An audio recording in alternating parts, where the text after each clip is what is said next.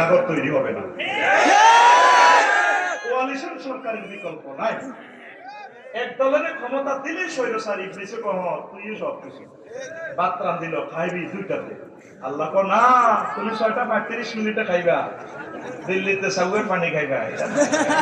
কথা ঠিক না?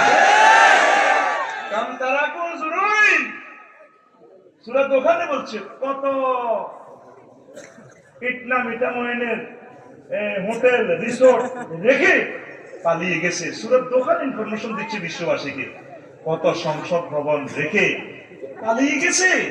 ওয়াল আখিরাতু লিল মুত্তাকিন, শুধু আল্লাহ ওয়ালা কোরআন ওয়ালা চির বিজয়।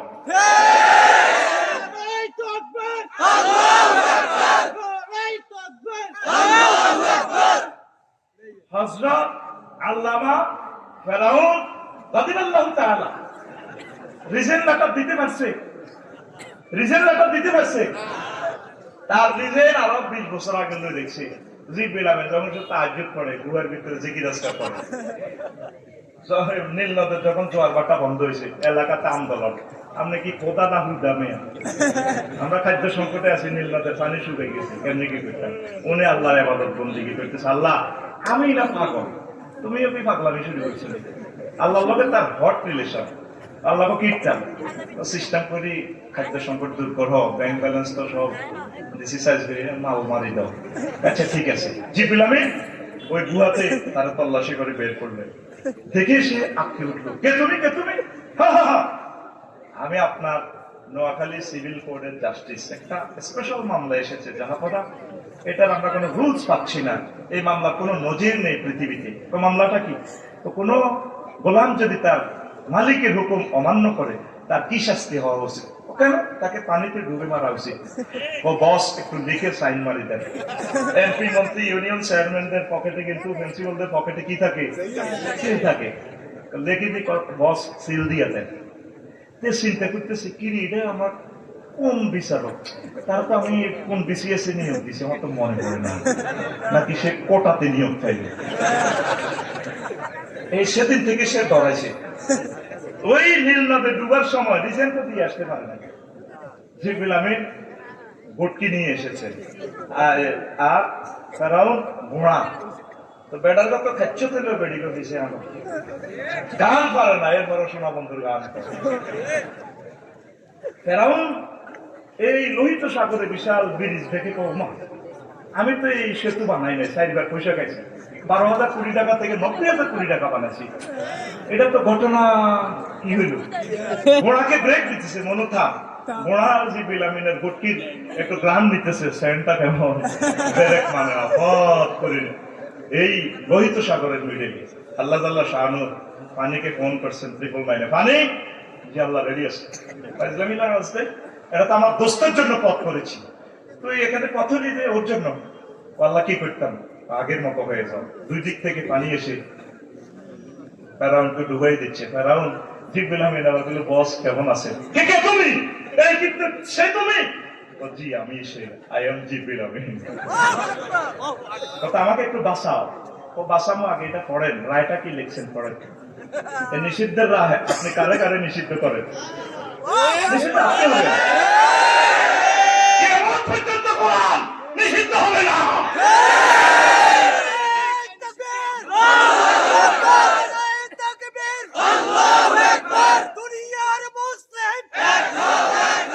এরপর কোন গোলাম যদি তার হুকুম মালিকের হুকুম অমান্য করে আবার ডুবে, বস একটু বাঁচান, পরে বাঁচানো আগে পড়ে, আবার ডুবে আবার উঠে, তাকে তাকে পানিতে ডুবাইয়ে মারা উচিত, আবার ডুবে ওঠে। ওইটা তুমি লিখছো না সিল টাকা? ও বস আমার বাসকে তোমাকে ডিস্ট্রয় করার জন্য আমি নিয়ে এসেছি। যুগে যুগে তোমার মতো যত স্বৈর শাসক ফেরাউন আসবে, আলিয়মা নুনাজ্জিকা বিবাদালিকা লিমান খালফাকা আয়া, আমি তোমাকে জাদু করে রাখবো। আর তাম পৃথিবীতে কিয়ামত পর্যন্ত যে জায়গা বসে গণভবন হোক আর সংসদ ভবন হোক, সেই ঘরকে আমি জাদুঘর বানিয়ে রাখবো। কোরআনে লেখা হয়ে গেছে এটা জাদুঘর। আমরা কি কাউকে বলছি? আমরা কি আসিফকে নাহিদকে বলছি জাদুঘর বানাও? আল্লাহ বলছে আল্লাহর কাজ ওরা বাস্তবায়ন করছে। আসো আল্লাহর দিকে, আসো আল্লাহর দিকে, আসো জান্নাতের দিকে। আলেমেরা তোমরা যদি একতেলাপ করো আমার এই কলিজার গুলা হারিয়ে যাবে। তোমরা সকলে এক হয়ে তাদেরকে কোরআনের দাওয়াত দাও। এটাই মাসালা, এটাই মাসালা, এটা এটারে কাফের কর, এটা এটারে মুনাফেক কর, এটা আকীদা খারাপ। এই জন্য দিন যদি কায়েম হয় রাষ্ট্রীয় ফতুয়া আসবে। তাই মাযহাব সহিহ মাযহাব, আহলে হাদিস সহিহ, তাবলীগের দিন সহিহ, সমস্ত হক্কানি রব্বানি পীর মাশায়েখ সহিহ। শুধুমাত্র মাজার পূজারীদের সাথে আমাদের ইখতিলাফ। এরা মুশরিকদের নতুন সংস্করণ। এরাই আমাদের আল্লামা দেলোয়ার হোসেন সাইদি সাহেবের বিরুদ্ধে ধর্মীয় অবমাননা মামলা দিয়ে কলিজাকে ফাঁসির রশিতে ঝুলাইছে। ওদের সাথে কিয়ামত পর্যন্ত আমাদের কোনো আপোষ নাই। কথা পাইলাম? সব মানুষ হকের পথে আছে, শুধু বুঝার ভুল।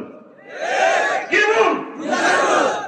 কেন তারা পালাবে? আমার আওয়ামী লীগের বাইরে আমার কলিজা তারা, আমরা তাদেরকে নিয়ে জান্নাতে যাব।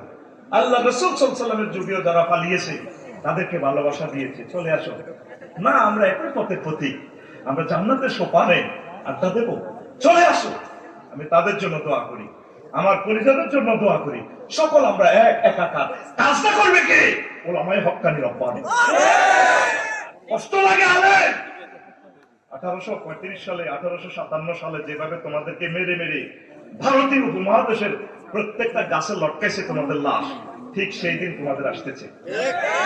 যদি তোমরা এক না হও, এক না হও, সব ভেদাভেদ ভুলে যাও, সকল সাইড ওয়াল পিলার ভেঙে দাও, একাকার হয়ে যাও। এই কোটি কোটি মানুষ তাদেরকে জান্নাতের দিকে নিতে হবে, বিশাল একটা দায়িত্ব আমাদের। এই কাজটা শুধুমাত্র তখন 100% সফল হবে যদি রাষ্ট্রীয় পর্যায়ে দিন কায়েম হয়। 3 ক্লাস পড়িয়ে মুক্তি, মুক্তি মানে ম্যাজিস্ট্রেট। আমি এলএলবি স্ট্যান্ড করলাম, আবার ইফতাও শেষ করলাম, নিজের নামের সামনে কোনোদিন মুক্তি লিখি না, ডরে একটা ফতুয়াও দিলাম না। 4-5 ক্লাস পড়িয়ে লিখি দে মুফতি।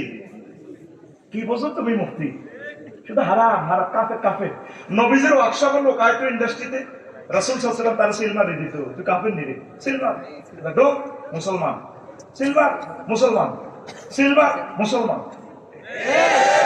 আমাদের হুজুরদের গ্যারেজে মুসলমান আইলে ফতুয়া মারি দেয়, তুই কাফের, তুই মদুদ্দিন ফোলা, তোর আকীদা খারাপ, তুই মুশরিক, তুই বেয়াদব, তুই বেআমল, তুই বেয়াদব। রুহানাউ বাইনাহুম, মুহাম্মদ সাল্লাল্লাহু আলাইহি ওয়াসাল্লামের তাবিয়ত, সাহাবায়ে কেরামের তাবিয়ত হচ্ছে তারা একে অপরকে বেশি বেশি ভালোবাসতো। All Muslims are one body. Of a man complaint of pain in his head, his whole body complain, and if his eye complain, his whole body complain. আল্লাহর কসম, তাম পৃথিবী আমার সবচেয়ে ভালোবাসার মানুষ হচ্ছে ওলামায়ে কেরাম। আজকে একটা প্রেমী পরিবারের কত কথা, আমার মেয়ের অনেক ভালো ভালো বিয়ের প্রস্তাব। আমি বলছি না, আমি আলেম ছাড়া দেব না, প্রয়োজনে ফকিন্নির পোলা হোক, আমি আলেম দেখি বিয়ে দেব। অন্যদেরকে আমি ছোট করি নাই, আমি আলেমকে কত ভালোবাসি। 4টা সন্তান, 4টাকে মাদ্রাসার লাইনে দিছি। যদি 1 কোটি সন্তান ওদের মাদ্রাসাতে পড়াবো, কত ভালোবাসি। কলিজার টুকরা আলেমেরা উম্মতগুলো বাঁচানোর সাথে এক হয়ে যান, আর একতলাপ করিয়েন না। এত সুন্দর বলয় তৈরি করার মতো এরকম গোল্ডেন চান্স আর আসবে না।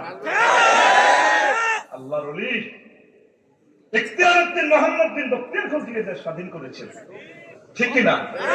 স্বাধীনতা চিন্তায় হয়েছে। এরপরে শাহজালাল ইয়ামানী রাহমাতুল্লাহ আলাইহি স্বাধীন করেছেন। আবার 1757 সালে 23 জুন 6:55 স্বাধীনতার সূর্য ডুবে গেছে। এই স্বাধীনতার সূর্য রক্ষার জন্য সাইয়েদ আহমদ বেরলভী রাহমাতুল্লাহ আলাইহি, সুফি নূর মোহাম্মদ নিজামপুরী রাহিমাহুল্লাহ তাআলা, পৃথিবীর আল্লাহর ওলিরা জিহাদ করে শাহাদাতের মর্যাদা নিয়ে চলে গেছেন। যুগে যুগে আপনারা আলেমেরাই শহীদ হয়েছেন। 13 সালের 5 মে আমার কলিজার টুকরা সোনামণিরা মতিঝিলে শহীদ হয়ে রক্ত ঢেলে দিয়েছে। তাদের রক্তের সাথে যদি আমরা বেইমানি করি, আসলে আমরা আল্লাহকে চোখ দেখাতে পারবো না, সব আমরা একাকার। এই অথেন্টিক সবক মুস্ত করা এবং কর্মপদ্ধতি 100% বাস্তবায়ন করা।